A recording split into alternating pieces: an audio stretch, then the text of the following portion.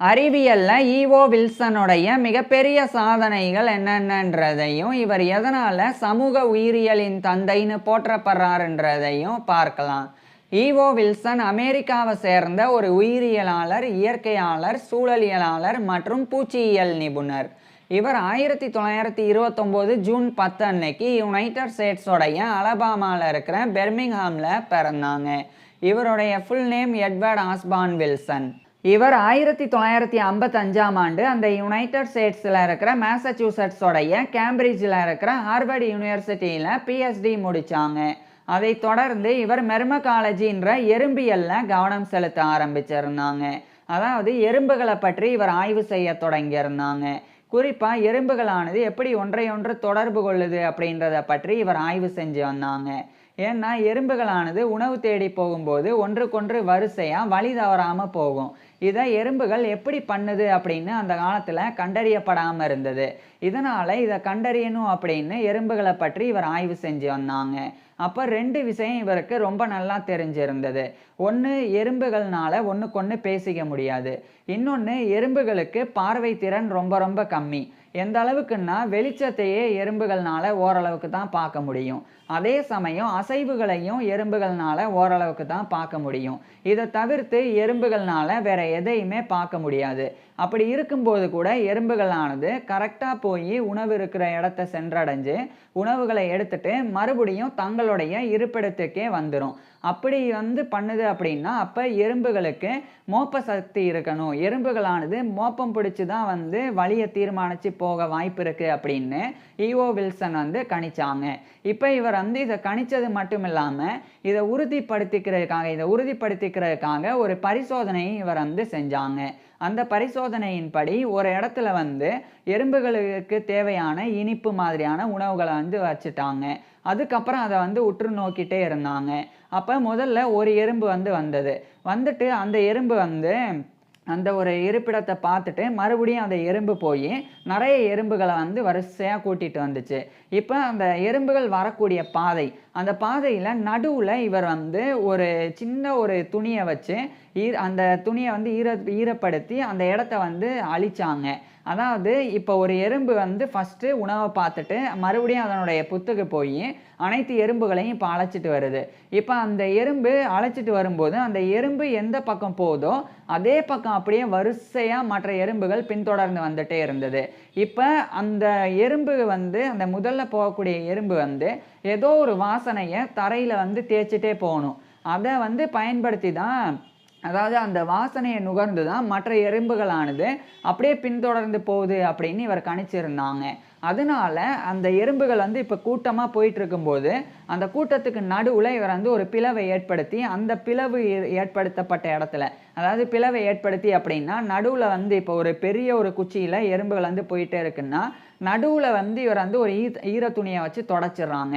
இப்போ தொடச்ச உடனே அந்த இடத்துல வாசனை போயிடுது.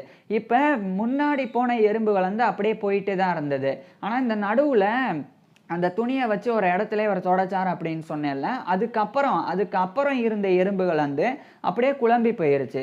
எங்கே போகிறது அப்படின்னு தெரியாமல் ஒன்றுக்கொன்று ஒவ்வொரு பக்கம் போக ஆரம்பிச்சிருச்சு. அப்போ இவர் ஓரளவுக்கு உறுதி செய்கிறாங்க.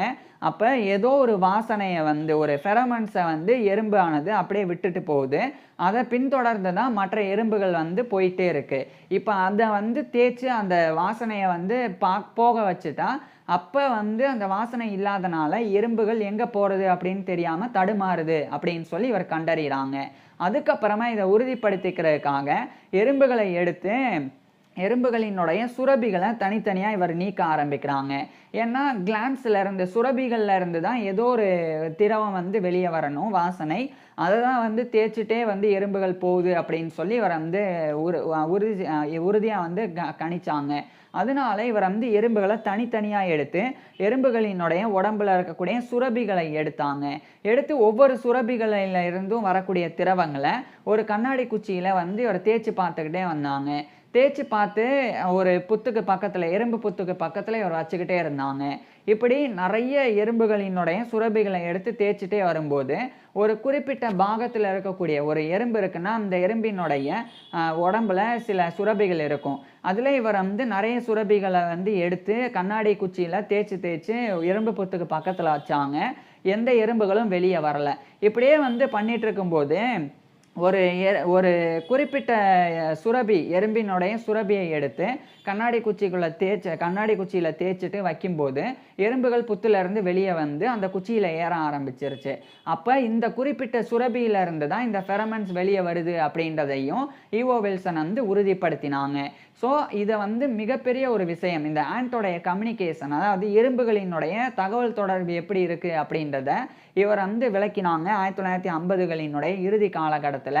ஸோ ஈவோ வில்சன் இத வந்து பரிசோதனை பண்ணி விளக்கினாங்க. ஸோ ஃபர்ஸ்ட்டு ஒரு எறும்பு வந்து ஒரு இடத்துக்கு போய் உணவ பார்க்கும். பார்த்துட்டு அது திரும்பி வரும்போதே, அந்த இடத்துல இருந்தே அது வந்து அதனுடைய ஃபெரமன்ஸ வந்து விட்டுட்டே வரும். அதை இவர் வந்து ட்ரையல் மார்க்கிங் ஃபெரமன்ஸ் அப்படின்னு அழைச்சாங்க. ஸோ அந்த வாசனை திரவத்த வந்து அப்படியே தேய்ச்சுட்டே வரும். வந்துட்டு அது எறும்பு புத்துல வந்து சிக்னல் கொடுக்கும். கொடுத்த உடனே அனைத்து எறும்புகளும் அந்த வாசனைய பார்த்து மறுபடியும் அந்த எறும்ப பின்தொடர ஆரம்பிக்கும்.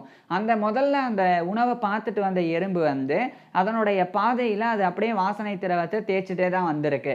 அதனால மீண்டும் அது போகும்போது அதே வாசனைய மறுபடியும் அந்த பகுதியிலேயே தேய்ச்சுட்டே போகும். அப்ப வாசனை வந்து இன்னும் ஸ்ட்ராங் ஆக ஆரம்பிக்கும். அதுக்கப்புறம் இப்ப முதல்ல போற எறும்புக்கு பின்னாடி போற எறும்பும் தன்னுடைய உடம்புல இருந்து இன்னும் இந்த ட்ரையல் மார்க்கிங் ஃபெரமன்ஸ வந்து அதுவும் தேய்ச்சுட்டே போகும். அப்ப 2வது வரக்கூடிய எறும்ப பார்த்து 3வது எறும்பு வந்து பின்தொடரும். இப்படியே 3வது எறும்பு, 4வது எறும்பு, 4வது எறும்பு, 5வது எறும்பு, 5வது எறும்பு, 6வது எறும்பு அப்படின்னு ஒவ்வொன்னா பின்தொடர்ந்து போகும். உணவை எடுத்துட்டு மறுபடியும் அவைகள் தேய்ச்சுட்டே அந்த வாசனையை தேய்ச்சுட்டே வந்திருந்தனால அதை நோக்கி அதனுடைய புத்துக்கே சென்றடைஞ்சிரும். ஸோ இந்த ஒரு அற்புதமான விஷயத்தை ஈவோ வில்சன் கண்டறிஞ்சாங்க. அதுக்கப்புறமா எறும்புகளை வந்து இன்னும் இவர் வந்து உற்று நோக்கினாங்க.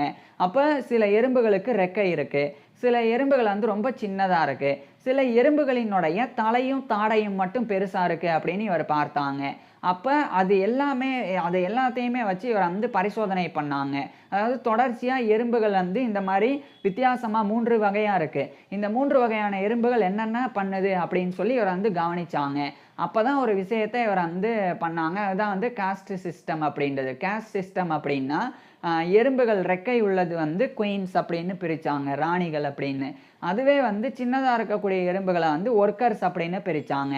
அதுக்கப்புறமா வந்து பயங்கரமா தலை பெருசாவும் தாடை ஸ்ட்ராங்காகவும் இருக்கக்கூடிய எறும்புகளை வந்து சோல்ஜர்ஸ் அப்படின்னு அவர் பிரிச்சாங்க. இப்படி இவர் ஏன் பிரிச்சார் அப்படின்னா, அந்த ராணி எறும்புகள் வந்து முட்டையிட்டு அந்த குஞ்சு பொரிக்கிறது மட்டும்தான் அதனுடைய வேலையா இருந்தது. அதை இவர் கவனிச்சிருந்தாங்க. ஒர்க்கர்ஸை பொறுத்த வரைக்கும் அந்த ஒர்க்கர்ஸ் எறும்புகள்ல ஒரு எறும்பு போய் உணவு தேடிட்டு அந்த திரவத்தை அப்படியே தேய்ச்சிட்டே வரும். அது வந்த பிறகு மற்ற எல்லா ஒர்க்கர்ஸும் சேர்ந்து பின்தொடர்ந்து போய் உணவை எடுத்துட்டு புத்துக்கு வந்துடும். ஸோ இப்படி வந்த உடனே அதுதான் வந்து ராணி எறும்புகள், அதுக்கப்புறம் வந்து அந்த படை வீரர் எறும்புகள், அதே மாதிரி மறுபடியும் அந்த வேலைக்கார எறும்புகள் அத்தனையும் வந்து உண்ணும். இப்போ இதை வந்து ஒர்க்கர்ஸ் பண்ணுது. இதை வந்து இவர் வந்து பார்த்தாங்க. அதுக்கப்புறமா சோல்ஜர்ஸ் அப்படின்னு எறும்புகளை ஏன் பிரிச்சார் அப்படின்னா, அந்த தலை பெருசாகவும் தாடை ஸ்ட்ராங்காகவும் இருக்கக்கூடிய எறும்புகள் தான் தங்களுடைய புத்துக்கு ஆபத்து ஏற்படும் போது ஸ்ட்ராங்கா நின்று பாதுகாக்குது புத்தை அப்படின்றத கண்டறிஞ்சாங்க. அதாவது அந்த எறும்புகளானது தன்னுடைய தலையையே லாக் லிவிங் மாதிரி பண்ணி புத்துல வந்து அடைச்சு நின்னுக்கும். அப்ப வேற உயிரினம் வந்து இந்த தலையை தாண்டி உள்ள வர முடியாது. அப்படி பண்ணுது. அதே சமயம் சிலந்தி அல்லது மற்ற பூச்சிகளானது எறும்புகளை நோக்கி வரும்போது அவைகளை விரட்டுறதுக்கும் இந்த சோல்ஜர்ஸ் எறும்புகள் தான் வந்து செயல்படுது. அது மட்டும் இல்லாம சில கடினமான விதைகள் மாதிரியான உணவுகளை உடைக்கும் போது ஒர்க்கர்ஸ்னால முடியல. அப்ப இந்த சோல்ஜர்ஸ் வந்து ஹெல்ப் பண்ணுது. இது போய் வந்து ஸ்ட்ராங்கா இருக்கக்கூடிய உணவுகளை, எலும்புகள், அதே மாதிரி அதுக்கப்புறம் விதைகள், அவைகளெல்லாம் உடைச்சு துண்டு துண்டாக்கி அதை வந்து உணவுகளா மாத்துது. இப்படி இந்த வேலைகளெல்லாம் இந்த தலை பெருசாகவும் தாடை வலிமையாகவும் இருக்கக்கூடிய எறும்புகள் பண்ணுது. அதனால அதை சோல்ஜர்ஸ் அப்படின்னு பிரிச்சாங்க. இப்படி எறும்புகளுக்குள்ள கேஸ்ட் சிஸ்டம் இருக்கு அப்படின்னு 1959ஆம் ஆண்டு ஈவோ வில்சன் வந்து விளக்கினாங்க. இதுவும் மிகப்பெரிய ஒரு விஷயமா இருந்தது. அதுக்கப்புறம் 1960களில் இவர் ராபர்ட் ஹெல்மர் மெக்கார்த்தர் அப்படின்ற ஒரு கெனடியன் பான் அமெரிக்கன் இக்காலஜிஸ்ட் கூட இணைஞ்சு ஐலாண்ட்ஸை பற்றி, அதாவது தீவுகளை பற்றி ஆய்வு செய்ய தொடங்கியிருந்தாங்க. குறிப்பாக ஒரு சில தீவுகளில் எதனால் உயிரினங்கள் வந்து கம்மியாக இருக்குது, அதுவே இன்னும் சில தீவுகளில் எதனால் உயிரினங்கள் அதிகமாக இருக்குது, அதை பற்றி தான் இவங்க 2 பேரும் ஆய்வு செஞ்சு வந்தாங்க. அப்போ தான் இவங்க the theory of the island biogeography அப்படின்னு சொல்லி ஒரு தியரியை 1963 முன்மொழிஞ்சாங்க. இது தவறாக இருந்தால் நான் வந்து டிஸ்பிளேவில் எழுதுகிறேன். ஸோ இதை வந்து ஒரு ஒர்க்காகவே எழுதி 1967 the theory of the island biogeography அப்படின்ற டைட்டிலில் வெளியிட்டாங்க. அப்படின்னா என்னன்ற சொல்கிறேன். அதாவது இந்த தியரி என்ன சொல்ல வருது அப்படின்னு சொல்கிறேன். இப்போ ஒரு குறிப்பிட்ட தீவில் கம்மியான உயிரினங்களும், அதுவே வந்து இன்னொரு குறிப்பிட்ட தீவில் அதிகமான உயிரினங்களும் இருக்கிறதுக்கு 2 விஷயங்கள் காரணம் அப்படின்னு சொல்லி 2 விஷயங்கள் தீர்மானிக்குது அப்படின்னு இவங்க விளக்கினாங்க. அதில் ஒரு விஷயம் என்னன்னா, எவ்வளோ உயிரினங்கள் அந்த தீவை நோக்கி வந்துக்கிட்டே இருக்கு. அதே சமயம் இன்னொரு விஷயம் வந்து எவ்வளோ உயிரினங்கள் அந்த தீவில் அழிஞ்சு போயிட்டே இருக்கு. இந்த 2னுடைய சமநிலை தான் இந்த தீவில் எவ்வளோ உயிரினங்கள் இருக்கணும் அப்படின்றத தீர்மானிக்குது அப்படின்னு சொல்லி இவங்க விளக்கியிருந்தாங்க. புரிகிற மாதிரி சொல்கிறேன். இப்போ ஒரு தீவு இருக்குது, அந்த தீவில் வந்து 100 உயிரினங்கள் இருக்குது. இப்போ அந்த தீவை நோக்கி எக்ஸ்ட்ராவாக ஒரு 50 உயிரினங்கள் வந்துட்டுருக்கு.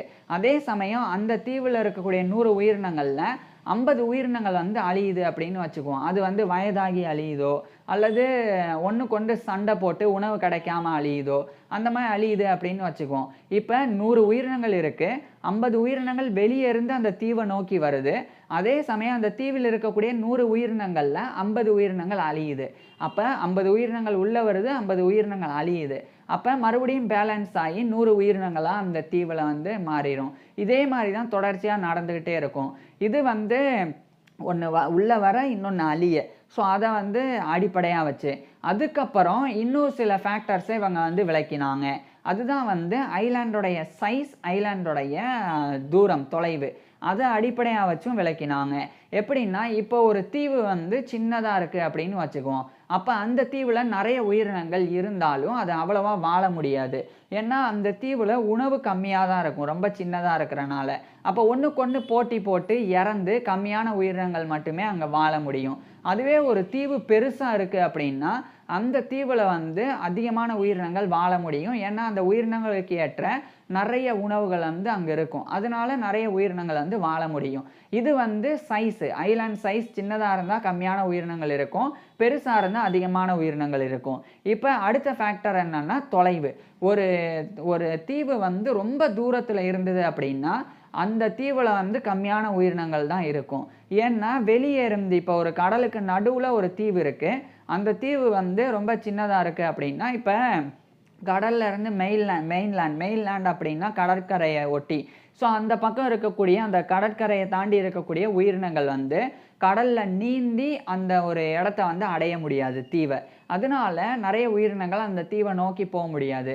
அதே சமயம் ரொம்ப அரிதான பறவைகள் மட்டும்தான், ரொம்ப கண்டம் விட்டு கண்டம் பாயிற மாதிரி ரொம்ப தூரம் பறக்க முடியக்கூடிய பறவைகள் மட்டும்தான் வந்து தரையிலிருந்து அந்த கடல்ல இருந்து கொஞ்சம் கடந்து அந்த தீவுக்கு வந்து போக முடியும். அதன் மூலமாக அந்த பறவைகள் வந்து தரையிலிருந்து, அதாவது நிலப்பரப்புல இருந்து ஏதாவது விதையை சாப்பிட்டு அதை வந்து இந்த தீவில் வந்து போடணும் அப்படின்னாலும் அப்போ அதை கொண்டு வர்றதுக்கே வந்து ரொம்ப கம்மியான பறவைகள்னால தான் முடியும். அப்போ தாவரங்கள் உட்பட அனைத்து உயிரினங்களும் ரொம்ப கம்மியாக தான் அவ்வளோ தூரத்தில் இருக்கக்கூடிய தீவுகளில் இருக்கும்.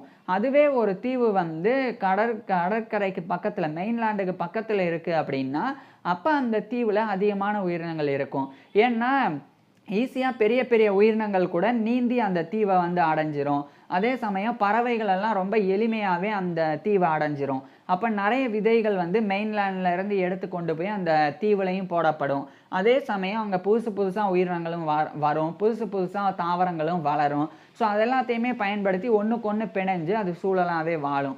ஸோ இப்போ ஒரு தீவில் எத்தனை உயிரினங்கள் இருக்குது, அது கம்மியாக இருக்கா அதிகமாக இருக்கா அப்படின்றத இவைகள் தான் தீர்மானிக்குது.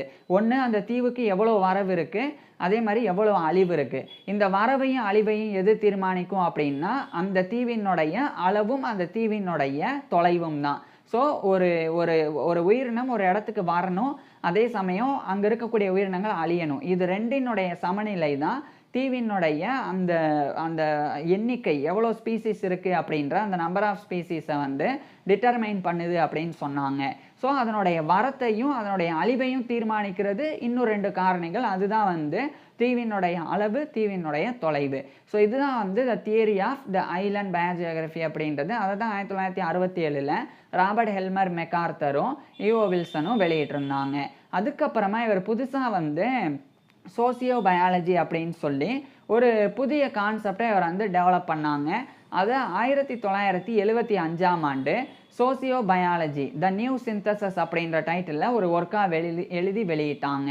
இது ரொம்ப சர்ச்சைக்குரிய ஒரு ஒர்க்காக இருந்தது. ஏன் அப்படின்றத சொல்கிறேன். இதில் இவர் வந்து சோசியல் பிஹேவியரை எவல்யூஷனரி பயாலஜி அடிப்படையாக வச்சு பார்த்தாங்க. அதாவது இப்போ பரிணாமம் அப்படின்றது எப்படி, ஒரு உயிரினம் வந்து அந்த காலத்தில் ஒரு மாதிரி இருந்திருக்கும், அடுத்து காலப்போக்கில் நேச்சுரல் செலெக்ஷனால் கொஞ்சம் கொஞ்சமாக மாறி பரிணாமம் அடைஞ்சு வந்திருக்கும். எப்படி குரங்கு மாதிரி இருந்த மனிதன் வந்து இன்றைய காலகட்டத்தில் மனித பரிணாமம் வந்து அடைஞ்சிருக்கான். ஸோ அந்த மாதிரி தான். ஸோ இந்த பரிணாம உயிரியலை அடிப்படையாக வச்சு நடத்தையும் மாறுபடும், அதையும் வந்து இயற்கை தேர்வு நேச்சுரல் செலெக்ஷன் வந்து தீர்மானிக்கும் அப்படின்னு இவர் விளக்கினாங்க. ஃபஸ்ட்டு நேச்சுரல் செலெக்ஷன் அப்படின்னா என்னன்னு சொல்லிடுறேன். இப்போ ஒரு உயிரினம் இருக்குது அப்படின்னா அந்த உயிரினத்திலேயே வலிமையானது வாழும், வலிமை இல்லாதது வந்து அழிஞ்சு போகும். இப்போ அந்த காலத்தில் ஒட்டகச்சிவிங்கிகளினுடைய கழுத்து நீண்டும் இருந்தது, குட்டையாகவும் இருந்தது. 2 வகையான ஒட்டகச்சிவிங்கிகளும் இருந்தது. ஆனால் இன்றைய காலகட்டத்தில் நீளமான கழுத்துள்ள ஒட்டகச்சிவிங்கிகள் மட்டும்தான் இருக்குது. அதுக்கு காரணம் என்னன்னா, குட்டையான கழுத்துள்ள ஒட்டகச்சிவிங்கிகள்னால தரையில் இருக்கக்கூடிய புல், சின்ன சின்ன செடி கொடிகளை மட்டும்தான் சாப்பிட முடியும். அதனால கீழே இருக்கக்கூடிய உணவு தீர்ந்துருச்சுன்னா அடுத்து உணவு கிடைக்காது. இதுவே நீளமான கழுத்துள்ள ஒட்டகச்சிவிங்கினால கீழே இருக்கக்கூடிய தாவரங்களையும் உண்ண முடியும், மேலே இருக்கக்கூடிய தாவரங்களையும் உண்ண முடியும். அதனால் அதுக்கு நிறைய உணவு கிடைச்சது. அது நல்லா இனப்பெருக்கம் பண்ணி அதனுடைய இனம் வந்து பெருகினது. ஸோ இங்கே இயற்கை வந்து நீளமான கழுத்துள்ள ஒட்டகச்சிவிங்கிக்கு சாதகமாக இருந்தது. ஸோ இதுதான் வந்து நேச்சுரல் செலெக்ஷன் அப்படின்றது. அதனால தான் இன்றைய காலகட்டத்தில் குட்டையான கழுத்துள்ள ஒட்டகச்சிவிங்கிகள் இல்லாமல் நீளமான கழுத்துள்ள ஒட்டகச்சிவிங்கிகள் மட்டும் இருக்குது. ஸோ இந்த மாதிரி தான் ஒவ்வொரு பரிணாமமும் நடக்குது. அது மாதிரி சோசியல் பிஹேவியரும் வந்து இந்த மாதிரி பரிணாம அடிப்படையில் தான் வருது. அதை வந்து குறிப்பாக வந்து மரபணு ரீதியாக வந்து அதை மரபணுவை அடிப்படையாக வச்சு இந்த சோசியல் பிஹேவியர் வந்து கடத்தப்படுது. அதை நேச்சுரல் செலெக்ஷன் தான் தீர்மானிக்குது அப்படின்னு இவர் விளக்கினாங்க. இப்போ உதாரணத்துக்கு சொல்கிறேன். ஒரு குறிப்பிட்ட குரங்கு இனம் இருக்குது அப்படின்னு வச்சுக்குவோம். அதே மாதிரி இன்னொரு குரங்கு இனம் இருக்குது அப்படின்னு வச்சுக்குவோம். ஒன்று எக்ஸ், இன்னொன்று ஒய். இப்போ எக்ஸ் குரங்கு இனத்தில் ஒன்றுக்கொன்று உதவி செய்யக்கூடிய பழக்கத்தை கொண்டு இருக்குது அப்படின்னு வச்சுக்குவோம்.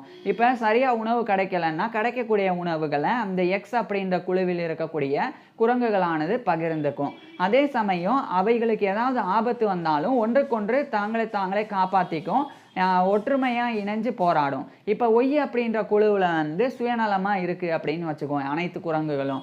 அப்போ தனக்கு கிடைக்கக்கூடிய உணவுகளை தான் மட்டும் வந்து போட்டி போட்டு சாப்பிடும், ஆபத்து வந்தால் தான் தப்பிச்சா போதும் அப்படின்னு நினைக்கும். இப்போ இப்படி இருக்கும்போது இந்த எக்ஸ் அப்படின்ற குழு குரங்குகள் தான் தப்பிக்கும். ஏன்னா அந்த எக்ஸ் அப்படின்ற குழுவில் ஒன்றுக்கொன்று உதவி செஞ்சு ஒற்றுமையாக வாழக்கூடிய தன்மை இருக்குது. அதனால் அது வந்து இந்த இயற்கையில் உயிர் வாழ்கிறதுக்கு சாத்தியக்கூறு ஜாஸ்தி. அதனால் ஒய்ன்ற இனம் அழிஞ்சு போய் எக்ஸ்ன்ற இனம் வந்து ஓங்கி நிற்கும். இப்போ இந்த 2 குரங்கு இனங்களில் அதனுடைய இருப்பை வந்து தீர்மானித்தது அவைகளினுடைய உடல் பலமோ உடல் வாகோ கிடையாது. அதுக்கு மாறாக அவைகளினுடைய சோசியல் பிஹேவியர் தான், சமூக நடத்தை தான். இது வந்து எக்ஸ் வந்து ஒன்றுக்கொன்று உதவி செய்யக்கூடிய நடத்தையை கொண்டு இருந்தது, ஒய் வந்து அப்படி கிடையாது. அதனால் ஒய் அழிஞ்சு போச்சு, எக்ஸ் வந்து உயிர் வாழுது. ஸோ இதை நான் உதாரணத்துக்கு சொல்கிறேன். இந்த மாதிரி தான் வந்து ஒவ்வொரு உயிரினங்களினுடைய சோசியல் பிஹேவியரை அடிப்படையாக வச்சு இந்த விஷயங்கள் எல்லாமே வந்து மரபணு ரீதியாக கடத்தப்படுது. எப்படின்னா எக்ஸ் அப்படின்ற குரங்கு இனத்தில் பிறக்கக்கூடிய குட்டி குரங்குகளும் வந்து இதே அந்த சோசியல் பிஹேவியரோட தான் இருக்கும், ஒன்றுக்கொன்று உதவணும் அப்படின்ற அந்த ஒரு தாட்ஸை கொண்டதாக தான் இருக்கும் அப்படின்னு இவர் விளக்கினாங்க. இதுதான் வந்து சோசியோ பயாலஜி அப்படின்றது. இது மிகப்பெரிய ஒரு விஷயமா இருந்தது.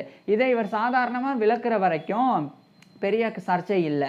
ஆனால் இதை மனிதர்களோட ஒப்பிட்டாங்க. அதாவது மனிதர்களுக்கும் இதே மாதிரி தான். இப்போ மனிதர்களில் வந்து ஆல்ட்ரூயிசம் அப்படின்ற அந்த ஒன்றுக்கொன்று உதவக்கூடிய தன்மை இருக்குது அப்படின்னாலோ, அக்ரஷன் அப்படின்ற கோவப்படுறது, ஒன்றுக்கொன்று சண்டை போடுறது ஒருத்தவங்க அப்படின்னாலோ, கோஆப்ரேட் பண்ணுறது, அதாவது கோஆப்ரேஷன் அப்படின்ற ஒற்றுமையாக இருக்கிறது அப்படின்னாலோ, இந்த 3மே வந்து மரபணு ரீதியாக வந்து வந்துக்கிட்டே இருக்குது அப்படின்னு சொல்லி ஒரு விளக்கினாங்க. இது ஏன் சர்ச்சையாச்சு அப்படின்னா, அப்போ ஒரு மனுஷன் வந்து கொலை செய்கிறான் அப்படின்னா அப்போ அவனுடைய மரபணுவில் அந்த இது இருக்குது, அப்போ அவனுடைய முன்னோர்களும் தப்பாக இருந்திருப்பாங்க அப்படின்ற மாதிரி போயிடும் அப்படின்னு சொல்லி இந்த மாதிரியான விஷயங்கள் வந்து சில சர்ச்சை கிளப்பினது.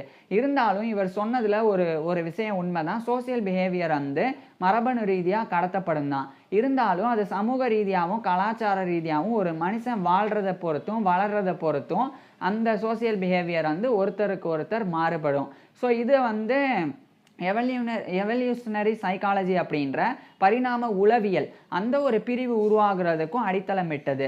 ஏன்னா இப்போ ஒரு உளவியல் ரீதியாக அந்த காலத்தில் மனிதர்கள் எப்படி இருந்திருப்பாங்க, அப்போ ஒற்றுமையாக இருந்தால் வாழ முடியுது அப்படின்னு தெரிஞ்சால் அதை நோக்கி வந்து மனிதர்கள் மாறி இருப்பாங்க.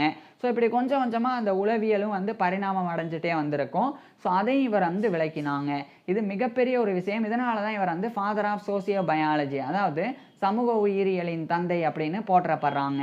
அதுக்கப்புறமா இவர் 1980கள் 1990கள் காலகட்டத்தில் முழுக்க முழுக்க இயற்கையை பாதுகாக்கணும், கன்சர்வேஷன் பயாலஜி பற்றி இவர் வந்து கவனம் செலுத்தினாங்க.